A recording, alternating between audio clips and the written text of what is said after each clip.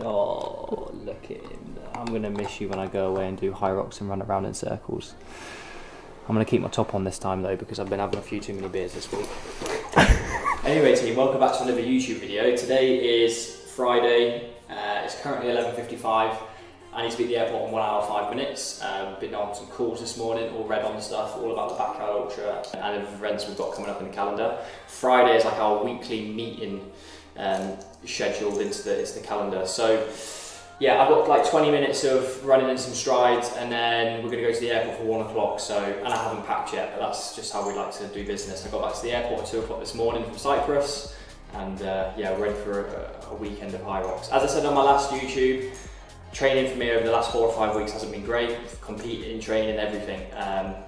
Someone said to me on Instagram, if you don't schedule a break, your body will schedule one for you. And I think that's basically what's happened. I went to Marbella, trained super hard.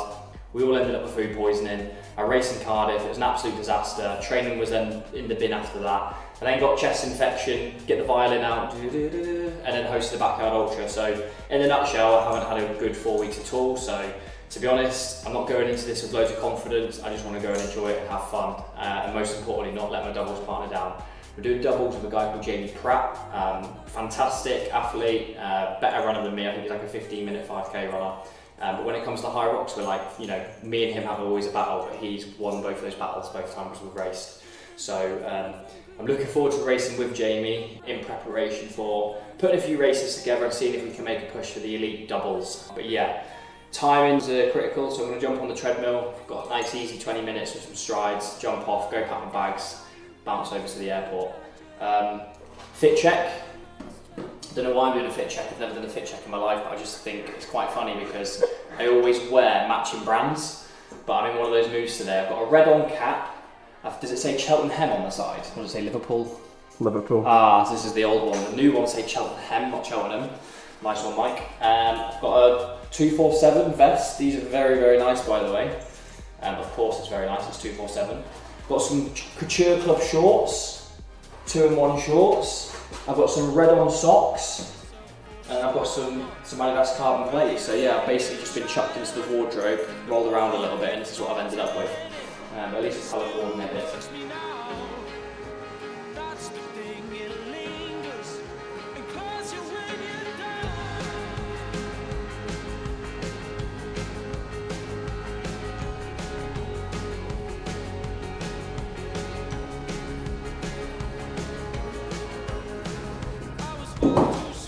Minutes with some strides in there.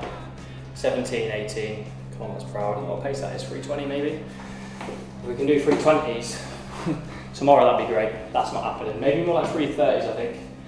Should be achievable. I actually feel a lot better on that session than what I felt for a while. Just looking at the paces and the heart rate side of things. I was doing an easy running pace and like my heart rate was a lot higher than where it would normally be. And that's normally just a sign that your body's dealing with something. Whereas that actually felt pretty good, all things considered. Yeah, I'm looking forward to tomorrow. Hopefully putting down a decent race. Anyway, I need to go and get sorted and get ready to fly, because we've managed to really sort ourselves out with a nice 4-hour layover in Copenhagen, which I'm really excited about. Me and Josh love spending time together in airports, so it's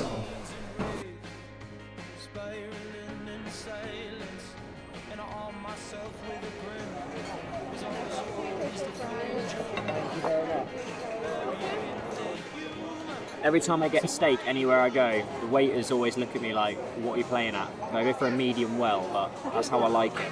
I never actually got judged today, so I'm quite happy with it, but that is a good slab of meat ready for tomorrow.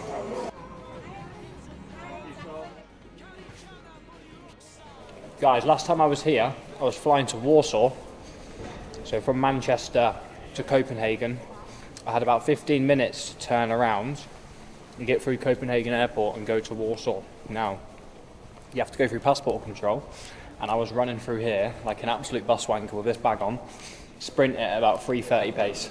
But the itinerary for the next sort of 24 hours is we'll get to Riga this evening, very late, just before midnight. We've got a really special treat for me and Josh tonight. We've got a really niche hotel, let's say. I seen it on booking.com and I thought we need to go there, so we'll show you that. And then tomorrow, have a nice day in Riga. We're going to have a shooting competition part 2 because Josh beat me last time, with especially with some of these antique weapon systems. And so we're going to get some weapon systems out again, I think, tomorrow in Latvia. And then go racing, so plenty to look forward to. I've got 2 chicken sticks, just having a bit of protein. I might have to stop doing this sport, you know. No shade on anybody, right? But the patches are really starting to throw me off slightly. You get your Hyrox patches, you get your Deadly Dozen patches, you get your 100 wall ball patches, that's fine. I've just seen one that says I love hot moms. And I think we're just taking things a little bit too far now. So far so good. Right above the Air Baltic check-in desk, please go 1 floor up to level 3 in order to reach our reception. There we go. I cannot wait to see this, mate. It's a great idea, isn't it? You get off the plane, straight into your hotel.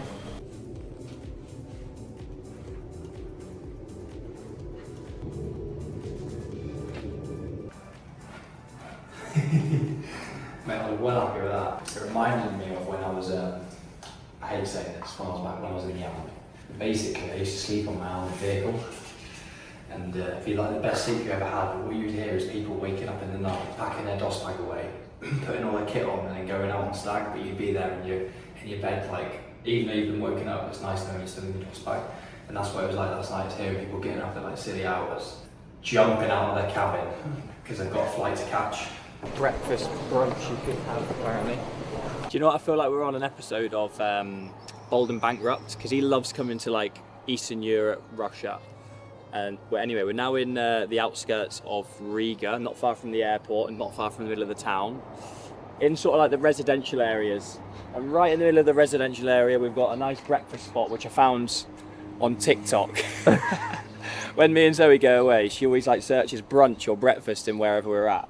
And this came up, so it looks really nice. We're going to go in there, get some coffee, get some oats for the day, and enjoy it. I think it's a breakfast buffet, I'm not too sure, but I'm definitely going to put away some decent food.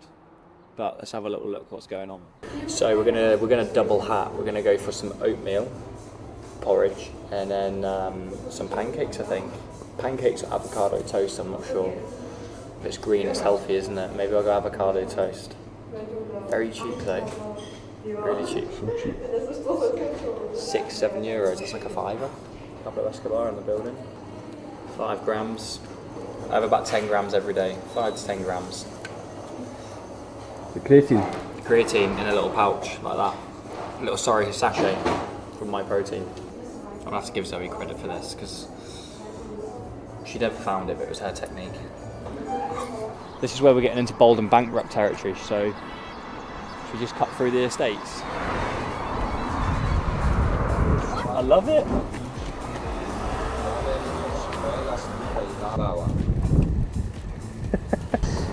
I'm well buzzing with this, mate. Definitely rear wheel drive. Do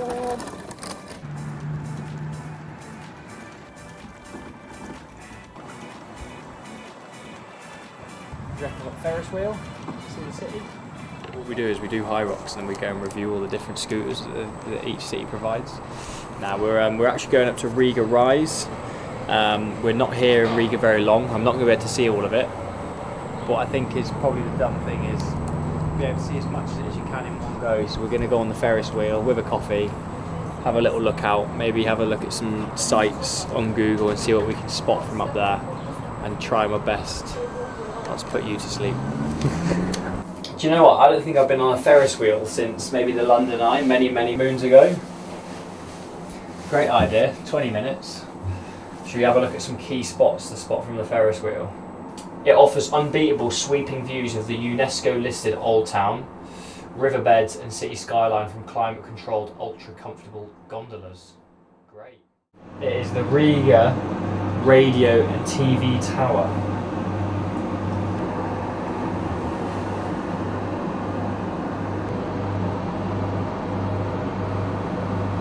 Right team, we're at a shooting range. So last time we came to Eastern Europe, we came to the Baltic region. We went to, what was it, Katowice? Yeah, Katowice. Went to a shooting range. We just want to, you know, we want to keep current and competent on our weapon handling and our marksmanship. So we're back again. Some more shooting today. Not sure what weapon system we're going to go for. We was talking about a shotgun. I've never actually fired a shotgun. I fired, you know, everything from pistols to small arms to 50 cal machine guns to grenade machine guns, but I've never fired a shotgun, so maybe today might be a first. But I don't fancy it taking my shoulder off before I've got to go and hit the ski erg later, so maybe we'll play it safe. Quite an expensive trip to the shooting range today. I think what we should do, you know, in the movies when they try to shoot a pistol, like when you got someone like, oh, just go on, you can shoot the baddie, but he's got a human shield. So I reckon this will be a good one. Try and show you that in the movies it isn't so easy.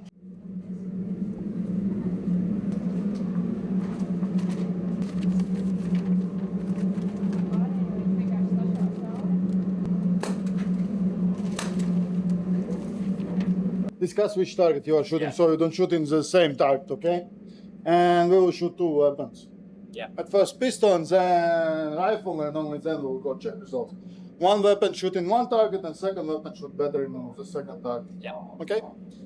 I'll go left target, yeah? Empty. The slider's open. Yeah. Sometimes it's closed. Squeeze until it's all it's empty. Put weapon on the table. Then I'll change mag, okay? I can do all that. You know it. Yeah, already? yeah. Shoot the second.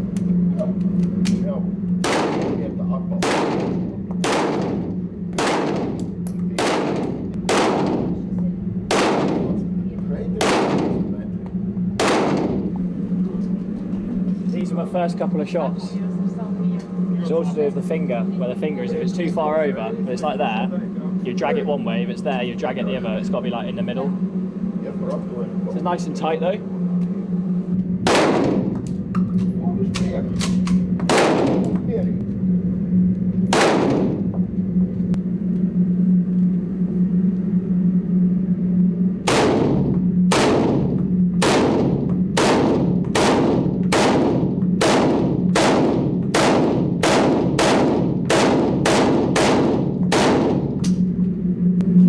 There's no recoil on that.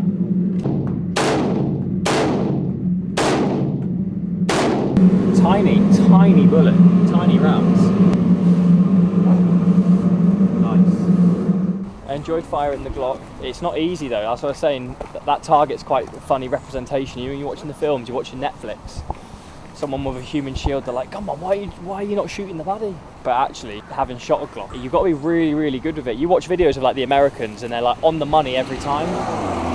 But we don't do enough of it. It's like specifically the British Army, you don't do enough pistol shooting at all really, so it goes to show you've got to like do it over and over and over again to get really good at it. And you watch videos of the Americans and they're just like bang, and they'll have a small group and like that big. But yeah, it's not as easy as it looks in the films. You've got to shoot the baddie, because I think I shot the goodie about 8 times. You hit it with a few body shots, to be fair, didn't you? Yeah, 9 I think. Right, what we got? That's probably a waste of time. How many carbs is in that? There's not 34 grams of carbs in there. To be fair, this is like a trail bar, the sort of thing you would go and do if you was running up around the mountains for hours on end. Hopefully it fuels me for today. Hey team, we are ready for some racing. Just been chilling out, pretty much just there, just drinking water and getting some carbs on board. So yeah, me and Jamie are doing doubles together. So Jamie's a new doubles partner for me. We've raced against each other a few times, and Jamie's been on the scene for a while. Quick athlete. I'd say we're quite closely matched overall. He's beat me the last couple of times by sort of like 15-ish seconds, maybe a little bit more actually from memory. But he is a better runner than me, and this is really for him is like his first ever proper like doubles. He's done doubles before with some other good athletes, but I feel like this is probably one where it's going to be more of like a learning curve for both of us. I've done doubles a few times. I know how it feels. I know how much it hurts. And I've done doubles with someone that's quicker runner than me. So for me, it'll be much of the same. And for Jamie, definitely like it might be a sort of a newer experience for him in terms of like how much he can push the runs or how much he can push the stations after running fast. So yeah, I think we make a good team basically. And it makes sense on a lot of reasons. Obviously, a lot of you that have been watching, you'll know that me and Liam McCrory did doubles together for a long time. With the whole elite system now with nationalities and all those kinds of things, it just makes sense that me and Jamie go together, and obviously Liam, he is racing with Graham Halliday, and that makes perfect sense as well from, you know, they're much better athletes, both Scottish, you know, got the same manager, all this kind of thing. So got a different doubles journey going on, and I'm looking forward to it. We've got a series of races. We've got this one. We'd love to punch our ticket to Stockholm from racing here, so hopefully another race in Stockholm in a few weeks. And then we've also got Istanbul on the 1st of August. So get a few races together. It's not going to be perfect to start off with. This is pretty much our first session together, and yeah, we'll see what happens. But we're going to walk around the venue now, have a little look around. It's quite warm in there, I'm told, and then we start in 50 minutes, so I'll see you out there.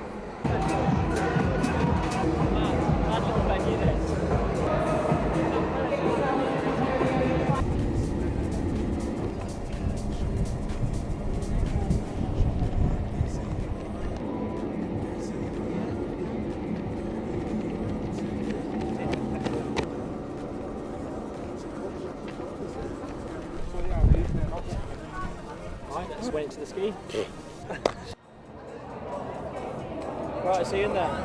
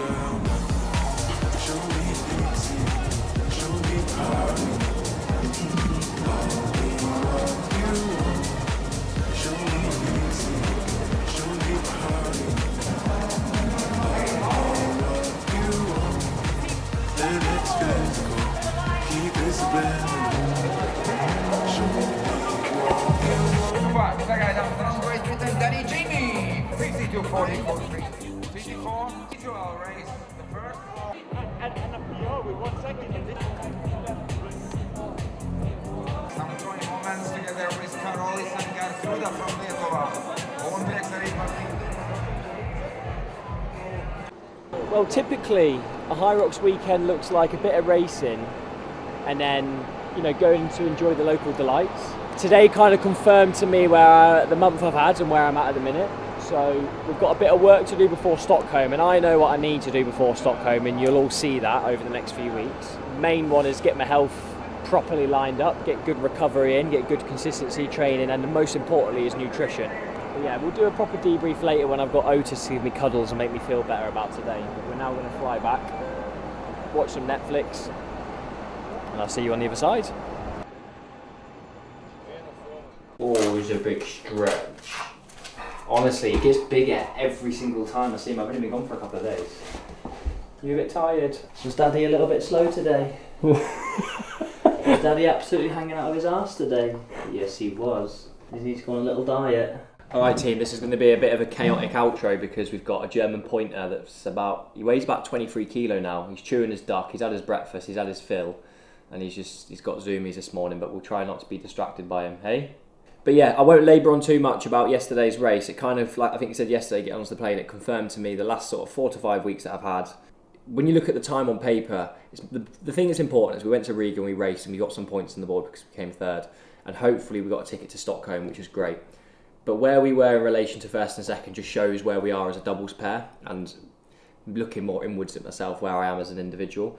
And I always tell people, like, Hyrox, 1 minute you're up here, you're feeling fantastic, and then you can quickly come down here. It's a really humbling sport, and you've got to be on your A game every single time you race, and if you're not, then you'll feel it straight away. So there's a few things for me that are like clear and obvious over the last few weeks, which is why I expected yesterday to be a really tough race, and maybe not to be like optimal condition. I'm going to show you an insight from Garmin Connect, so I've just sent to my coach Dan this morning. You see all these different colours here, they're different training statuses essentially.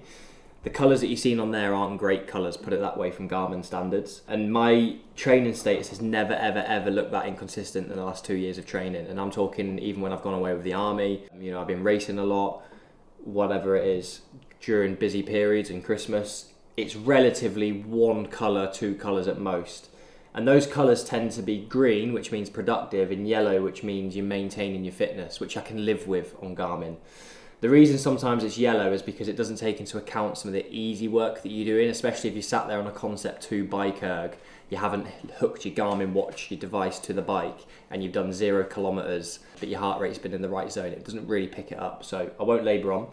But pink means you're strained, so stress is high, you're trying to train, and your VO2 max is potentially dropping, or you're recovering, your resting heart rate's going up.